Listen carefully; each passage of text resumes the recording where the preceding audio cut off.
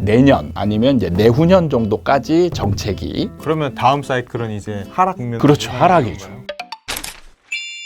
누구나 내 집 마련하는 그날까지 서기열의 집터뷰. 오늘은 이현철 아파트 사이클 연구소장님 모셨습니다. 안녕하십니까? 네, 안녕하세요. 최근에 주택 매매 거래는 줄고 상승폭은 좀 둔화하고 있고 또 일부 지역에서는 하락하고 있는 지역들도 나타나고 있습니다. 지금 현재 하락의 시작이다 이렇게 보는 사람들도 있는데 소장님의 견해에서는 지금 현재 어떤 국면이라고 봐야 될까요? 저는 결론부터 내리자면 사실은 지금 본격적인 하락은 아니고 제가 전부터 좀 얘기했던 정체기. 사실 정체기에서 가장 중요한 요인은 매수자들이 집을 안 산다는 거예요. 이제 부담이 돼가지고 일단 첫 번째는 가격이 너무 급등을 해서 이제 가격 부담이 생겼고, 두 번째가 매도자들이 좀 호가를, 원래 실거래가가 예를 들어서 10억이다 그러면은 10억 근처에서 내놔야 이렇게 팔리잖아요. 그렇죠. 근데 이제 매도자들이 이 집값 상승에 대한 기대치가 너무 커가지고 쫓아와서 사니까 매수자들이 기존 호가보다 비싼 가격에 내놓더라도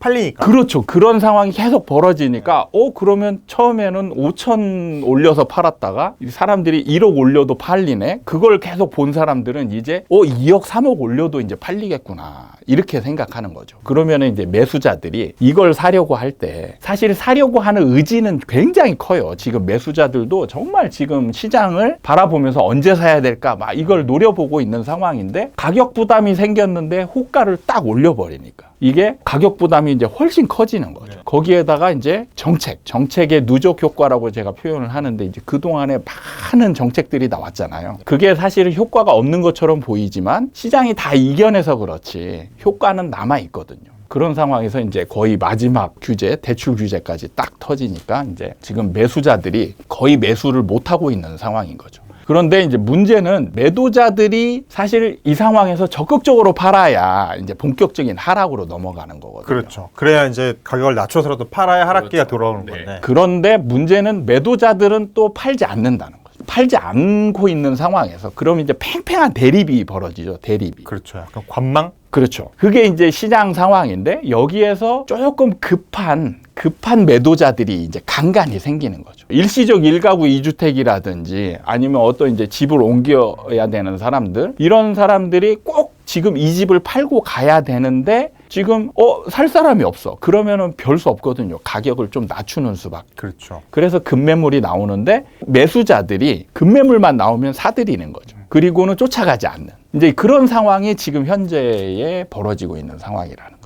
그러면 이게 이제 본격적인 하락이냐? 사실 급매로 거래되는 것들은 몇 개 있지만 본격적인 하락이 되려면 급매와 더불어서 이제 그 밑으로 떨어지거나 그 급매 가격에 여러 개가 거래가 돼서 분위기 자체가 많은 사람들이 계속 다운되는 거래가 이루어지네. 이런 느낌이 이제 생겨야 이게 본격적인 하락인데, 사실 단발성으로 그치는 거죠. 현재는. 네. 단발성으로 그친다는 얘기는 아직 서로 간의 생각이 굉장히 많이 다르다. 그렇죠. 이런 거죠. 이 약간 매도자와 매수자 사이에서 생각하는 시장 가격이라는 게 좀 간극이 크다 이렇게 봐야 되겠네요. 그렇죠. 네. 그러니까 매도자가 이런 생각을 가질 수밖에 없는 게, 지금 상승을 지금 뭐 거의 한 7년, 8년 이렇게 이어져 왔잖아요. 근데 상승하는 과정에서 그냥 꾸준히 상승한 게 아니거든요. 굴곡이 있었어요. 그러니까 매도자들 입장에서는 지금도 잠깐 침체기 겪고 또 올라갈 거야. 이런 생각이 굉장히 강하단 말이죠. 그래서 버티게 되는 거예요. 그러면은 지금 현재 정책이라고 하셨고, 그리고 2019년 상반기까지가 아까 조정장이었고, 그 다음에 2019년 하반기부터 지금까지 거의 폭등기였다는 거잖아요. 그러면 다음 사이클은 이제 하락 국면으로 그렇죠. 하락이죠. 건가요? 그렇다면 현재는 정책인데, 그럼 정책위는 어디까지 전망하시고, 그 다음에 내년도 전망은 어떻게 보세요? 사실 정체기가 뭐 기간이 정해진 건 없습니다. 그래서 대략적으로 지금 짧게는 1년, 길게는 2년 정도 보고 있어요. 그래서 내년 아니면 이제 내후년 정도까지 정체기. 이 상황이 1, 2년은 더 갈 수 있다. 그렇죠. 그게 이제 거기에 가장 큰 변수가 뭐냐, 요인이 뭐냐면 바로 미분양이에요. 미분양이 사실은 지금 일반 시장에서는 매수자는 이제 안 사려고 하는데 안 사기만 해서는 절대 안 떨어져요. 매도자들이 적극적으로 팔아야 되거든요. 근데 매도자들은 지금까지 이런 굉장히 조정장을 굉장히 여러 번 거쳐왔기 때문에 버티려고 하는 힘이 굉장히 강해요. 그래서 그냥 급매물이 간간히 나오긴 하지만 그 급매물 매물 거래가 단발성으로 끝이면서 버티죠. 이거를 무너뜨려 주는 게 바로 미분양이에요. 미분양은 약간 시장이 좀 저는 이제 분리해서 보는데 분양 시장하고 일반 시장이 있어요. 그래서 여기에서 다른 차이점이 뭐냐면 공급자의 성격이 달라요. 뭐냐면 분양시장은 공급자가 건설사죠. 건설사의 특징은 뭐냐면 여기에서 우리가 알고 있는 일반 소비재의 공급자와 거의 동일합니다. 무조건 팔아야 되는 거예요. 그렇죠. 갖고 있으면 손해인 네, 거죠. 팔까 말까 고민하는 그런 주체가 아닌 거예요. 무조건 팔아야 됩니다. 팔아야 돈을 버는 그런 공급자인 거고, 일반 시장에서 공급자는 투자자예요. 투자자는 항상 시장 상황에 따라서 팔까 말까를 계속 고민하는 저울질하는 사람이란 말이죠. 그래서 아까도 말씀드렸듯이 정체기가 오면 매도자들은 안 팔려고 하고 매수자들은 안 사려고 하고 이 대립 상황이 길게 벌어지는데, 분양시장에서는 안 사잖아요. 안 사게 되면 안 팔리는 게 누적되죠. 그게 바로 미분양인 거예요.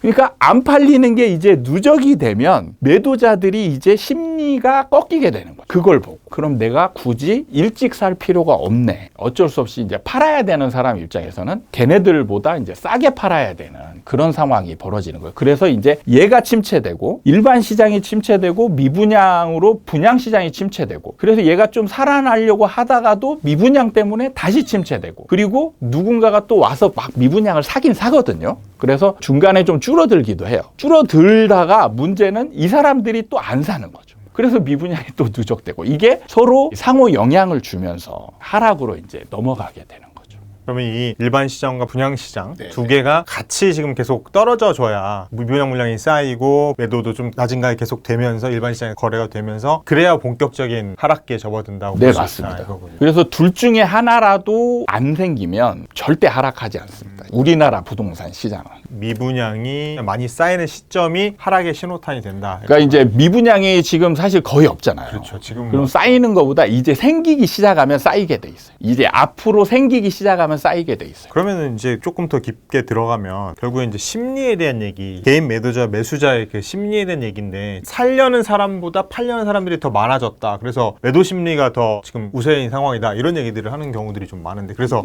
하락을 점치는 경우들이 많잖아요. 저는 특히 우리나라 부동산에서는 수보다도 더 중요한 게 있어요. 이게 적극성인데, 적극성. 심리적으로 얼마나 더 적극적으로 움직이는 이게 사실 적극성이 없으면 아무 소용이 없어요. 그러니까 예를 들면 실거래가가 10억인데 12억 정도의 매도 물량이 뭐 한 1000세대 아파트가 있으면 여기에 100개가 쫙 깔려 있어요. 그러면 사실 적은 수는 아니잖아요. 그리고 매수자는 사실 보면 많지도 않은데, 부동산에 보면 서너 명 이 정도만 이제 다니는데 이 사람들이 쫓아가서 사죠. 쫓아가서. 그러면 여기에서 차이는 뭐냐면 적극성의 차이인 거예요. 이때의 매도자들의 적극성은 거의 제로에 가까워요. 그러니까 제로에 가깝다는 얘기는 뭐냐면 경쟁을 안 한다는 얘기예요. 매물은 많은데 경쟁을 하지 않는다. 이거는 적극성이, 팔 의지가 거의 없는 거죠. 그래서 제가 여기서 양도세 중과를 폐지해야 된다라고 얘기하는 분들이 많잖아요. 저는 이걸 적극 반대하는 이유가 전혀 효과가 없을 거라고 보는 거죠. 상승장에서 양도세 중과를 풀어주면 팔려고 하는 매물은 많이 늘어날 수 있어요. 늘어나는데 적극성이 없어요. 그러니까 이분들은 아직도 지금 안 팔고 있는 이유는 상승을 예상하고 있기 때문인 거죠. 상승을 예상하고 있는 상황에서 그냥 세금만 회피하고 싶은 거예요. 세금을 회피하고 싶기 때문에 이제 매물은 내놨는데, 양도세 만약에 중과가 폐지가 됐어요. 그렇다면 이 사람 입장에서는 굳이 지금 팔아야 될 이유가 없죠. 더 갖고 가도 된다. 그렇죠. 근데 이게 만약 양도세 중과 완화를 한시적으로 한다 그러면 그 안에 팔아야 될 거 아니에요? 그게 이제 또 문제가 뭐냐면 살 사람이 있어야죠. 살 사람이 있어야 되는데, 한시적으로 풀어주면 문제가 뭐냐면 사는 사람이 다시 양도세 중과에 묶이게 되죠.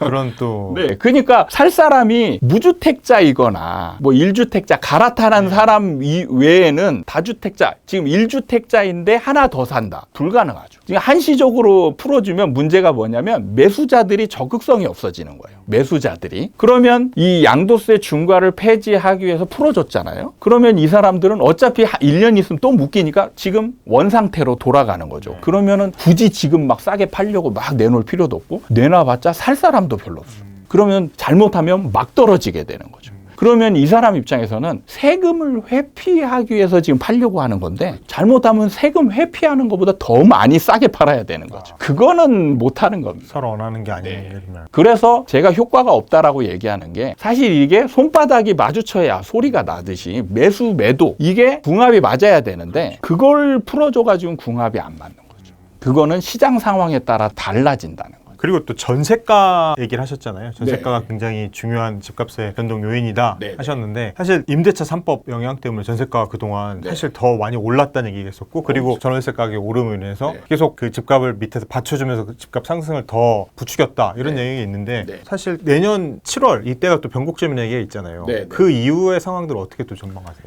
전세 난 외에는 전세는 매매가에 영향을 주지 않습니다. 그래서 보면은 이제 과거에 전세가 매매가에 영향을 많이 줬던 시기, 그게 바로 박근혜 정부 시기에 이제 전세 난, 그때 이제 엄청난 영향을 줬고, 또 두 번째가 이제 임대차 3법이 바로 적용됐을 때, 그때에 다시 전세난이 한 번 또 생겼죠. 그러면서 안 올라갈 것까지 다 밀어 올려버렸어요. 근데 이제 문제는 질문하신 것처럼 내년 이제 8월이 2년 되는 시점이죠. 그러면 계약갱신 청구권에 의해서 눌러 앉았던 사람들이 이제 튀어나온다 이거죠. 그럼 이제 이때 전세가가 다시 폭등할 거냐? 저는 그렇게 보지 않습니다. 다르게 보시네요. 네. 이건 전세 상품의 특성을 잘 알아야 되는 게 임대차, 전세는요. 가격이 급등하면 이 임차인은 이익을 얻는 게 하나도 없고 무조건 손해예요. 무조건 손해인데 잘 생각을 해보세요. 지금 계약갱신 청구권을 썼던 사람이 이제 새로 시장에 나오게 되면 문제가 뭐냐면 전세가가 2배로 올라 있어요. 전세가가. 그리고 지금 이제 금리가 2배 이상 뛰었어요. 그럼 이분이 지금 요즘은 전세 대출을 안 받는 집이 없잖아요. 전세 대출을 받아서 지금 살고 있는데 2배 뛴 전세 가격, 2배 뛴 이자, 이거를 과연 감당할 수 있을까? 이게 문제죠. 이걸 감당할 수 있어야 이제 임대인들이 원하는 전세가에 계약을 써서 전세가가 폭등하게 되는 거죠. 근데 저는 여기서 포기한다라고 봅니다. 포기하면 어떻게 해야 돼요? 하향 지원하죠. 하향 지원. 지역을 조금 더 싼 그렇죠. 지역으로 간다고. 문제는 내가 이 집에 살면서 생활이 영위가 되느냐의 문제인 거죠. 근데 지금 그동안에도 살면서 사실 거의 영끌에 가까운 전세가에 살았단 말이죠. 근데 지금 2배 오른 전세가에 2배 오른 이자 4배가 되죠. 4배가. 그러면 생활이 될 수 있는 범위 내로 하향 지원할 수밖에 없는 거죠. 그게 이제 순차적으로 조금씩 내려갈 거다. 그래서 지금 보면 생각 외로 전세 매물이 많이 쌓이고 있죠. 지금 그게 그런 현상이라고 저는. 왜냐면 가격을 높게 부르고 있으니까 집주인들이 네. 전세나 월세를 높게 부르고 있으니까 근데 그 상황에서 받아줄 사람이 없다라는 거죠. 지금. 네. 지금 전세가가 폭등한 거는 일반적인 시세가 최고가들이 오른 거고, 그럼 여기서 이제 제가 볼 때는 이 최고가보다는 밑에 가격으로 거래될 가능성이 많은 거죠. 그리고 이제 심리도 적극성이 내년은 계속 매도자, 매수자 둘 다 떨어질 가능성이 높으니 네. 결국에 내년 시장은 정체로 갈 수밖에 없을 네, 것이다. 그렇죠. 정체라면 지금 같은 국면 뭐 0점 몇 프로 이럴 정도 수준. 그렇죠. 거기에서 크게 벗어나지 않을 겁니다. 간간히 아파트별로는 신고가도 터질 거예요. 근데 문제는 이게 연결은 안 된다. 단발성이다. 그리고 어떤 아파트는 굉장히 또 하락한 지금 분위기 같이 급매물로 거래되는 이게 이제 혼조 양상으로 나타나는 거죠. 어떤 데는 신고가 빵, 어떤 데는 급매물 빵, 이런 게 이제 여기저기서 그냥 터지는, 그리고 다 대부분 단발성으로 끝나는 이런 거래들이 나타나는 상황이 벌어질 것이다. 최근 한두 달 동안 벌어졌던 이런 양상들이 내년에 네, 쭉 그렇죠. 이어질 걸로 예상하시는 거고. 네. 그러면은 하락 국면은 그 후년으로 봐야 되겠네요. 그렇죠. 2023년 정도나 돼야 2023년, 빠르면 2023년, 뭐 좀 늦으면 이제 24년 뭐 이 정도. 당장 하락은 아니다. 그러면은 이 상황에서 분양가를 좀 현실화시킬 수 있는 건 뭐냐? 그 현실화하겠다는 거죠.